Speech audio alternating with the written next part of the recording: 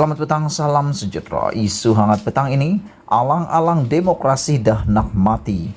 Lebih baik ditetapkan saja pemilihan UMNO setiap 6 tahun sekali.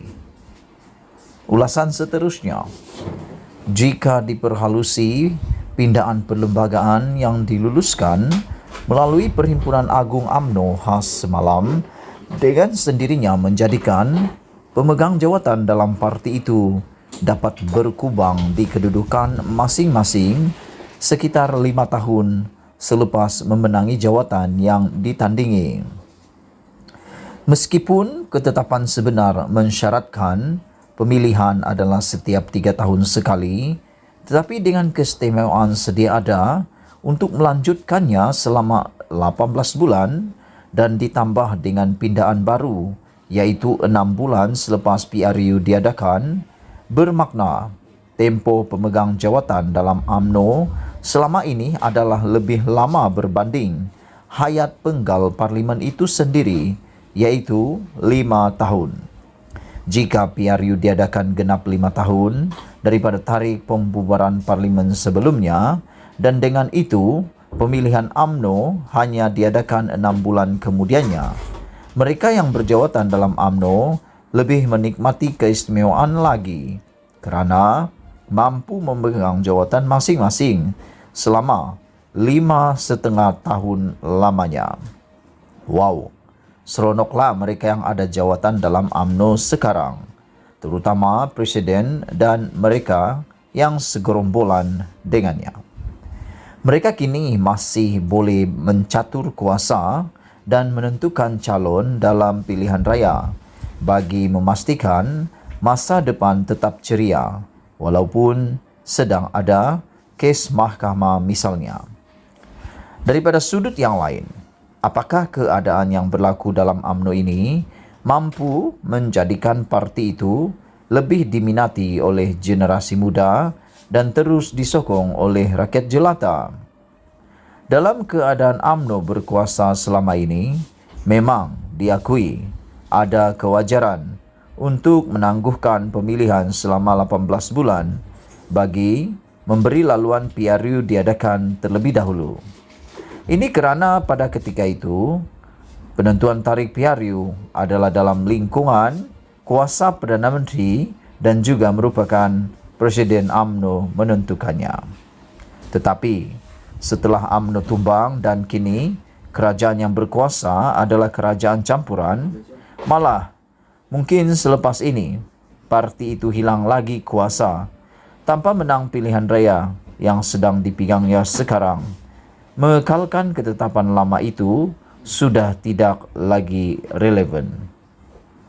Sebagaimana sekarang ini misalnya, disebabkan kerajaan yang berkuasa adalah kerajaan campuran, UMNO tidak lagi mempunyai kuasa menentukan tarikh PRU secara mutlak di sebalik kerusi Perdana Menteri yang hilang sebelum ini sudah pun dimiliki UMNO. Lebih tidak relevan sebenarnya dengan UMNO melakukan pindaan baru semalam yang menetapkan pemilihan hanya akan diadakan 6 bulan selepas PRU dilangsungkan. Bayangkan, sementara mungkin parti lain yang berkuasa menentukan tarikh PRU, tetapi pemegang jawatan dalam UMNO tetap dapat bertahan dengan jawatan masing-masing tanpa tergugat sama sekali. Dengan itu, apa gunanya ditetapkan pemilihan setiap 3 tahun kalau akhirnya mereka senang-senang dapat bertahan selama 5 atau 5,5 tahun dengan jawatan yang dipegang? Demokrasi apa begitu? Apakah ini bermakna demokrasi dalam UMNO sedang menuju kematiannya? Bukankah sesuai dengan pengajaran daripada kekalahan pada PRU 14 2018 lalu, pembesar-pembesar UMNO seharusnya lebih berjiwa besar dengan lebih wajar menetapkan pemilihan diadakan setiap 3 tahun secara mandatori tanpa ada keistimewaan lanjutan masa selama 18 bulan atau 6 bulan selepas PRU dilangsungkan, atau Alang-alang demokrasi semacam sudah mati jadinya di bawah kepimpinan sekarang, baik saja dipindah terus Perlembagaan UMNO dengan menetapkan pemilihan hanya diadakan setiap 6 tahun sekali. Sabudin.com.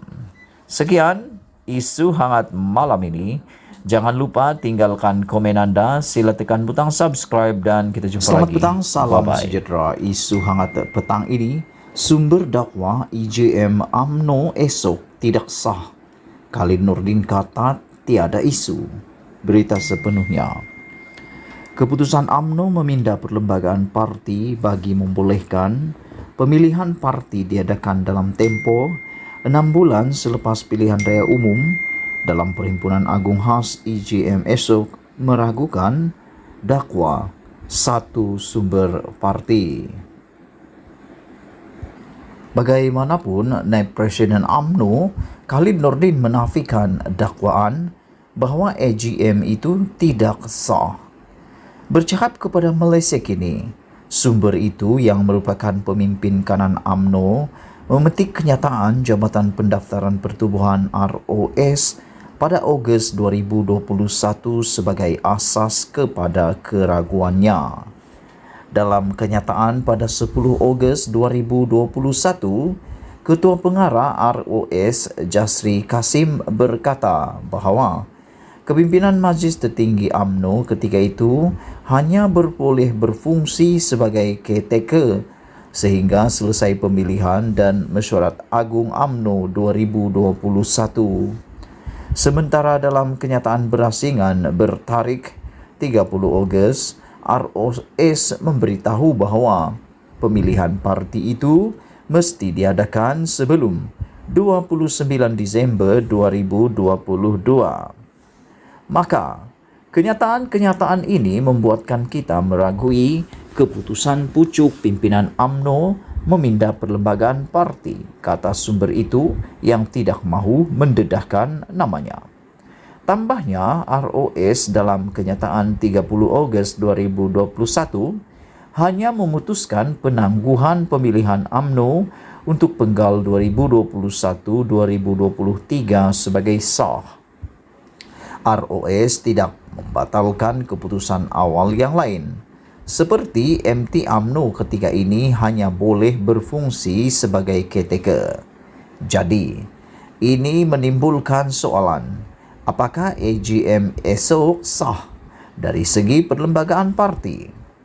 MT tidak ada kuasa untuk membuat sebarang keputusan dasar dan keputusan ROS pemilihan parti itu mesti diadakan sebelum 29 Disember 2022.